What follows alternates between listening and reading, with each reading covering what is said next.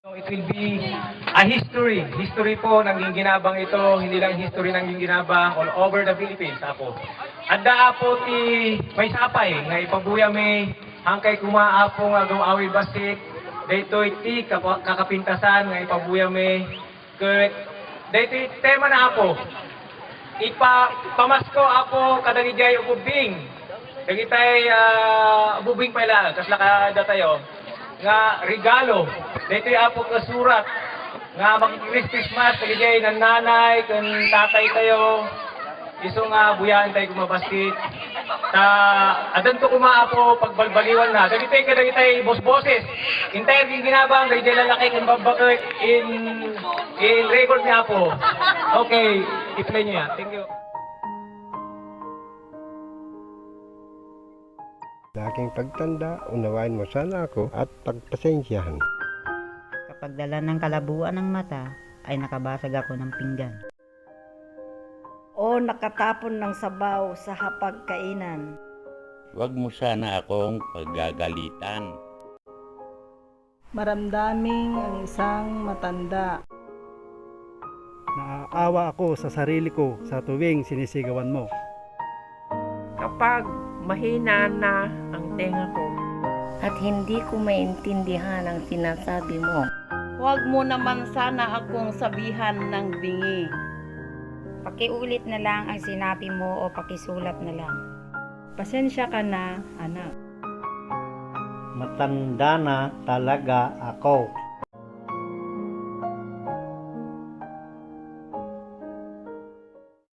kapag mahina na ang tuhod ko, Pagtiyagaan mo sana akong tulungang tumayo. Katulad sa pag-aalalay ko sa iyo nung nag-aaral ka pa lamang lumakad. Pagpasensyahan mo sana ako kung ako man ay nagiging makulit. At paulit-ulit na parang sirang plaka. Basta pakinggan mo na lang ako. Huwag mo sana akong pagtawanan o pagsawaang pakinggan.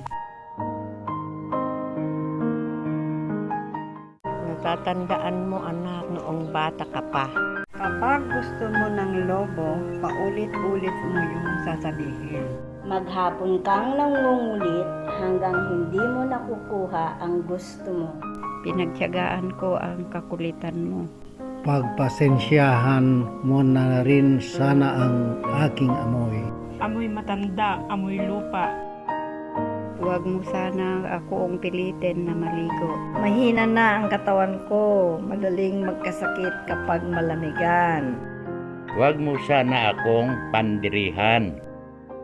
Natatandaan mo ba nung bata ka pa? pinagyagaan kitang habulin sa ilalim ng kama kapag ayaw mong maligo. Pagpasensya mo sana kung madalas akong masungit. Dala na ito marahil ng katandaan. Pagtanda mo, maintindihan mo rin ako. Kapag may kunti kang panahon, magpintuan naman tayo. Kahit sandali lang. Inip na ako sa bahay. Maghapon, nag-iisa. Walang kausap.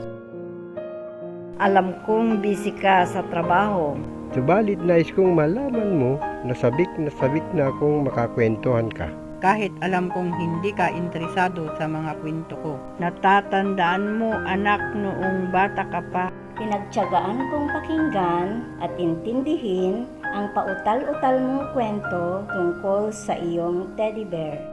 At kapag dumating ang sandali, Na ako'y magkasakit at naratay sa banig ng karamdaman. Huwag mo sana akong pagsawang halagaan. Pagpasensyahan mo na sana. Kung ako man ay maihi o madumi sa higaan. Pagtiyagaan mo sana akong alagaan sa mga huling sandali ng aking buhay. Tutal, hindi naman ako magtatagal. Kapag dumating ang sandali ng aking pagpanaw. Hawakan mo sana ang aking kamay. At bigyan mo ako ng lakas ng loob na harapin ang kamatayan. At huwag kang mag-alala. Bago ko ipikit ang aking mga mata, Ipapanalangin ko sa Ama na pagpalain ka sana. Dahil naging mapagmahal ka sa iyong ama at ina,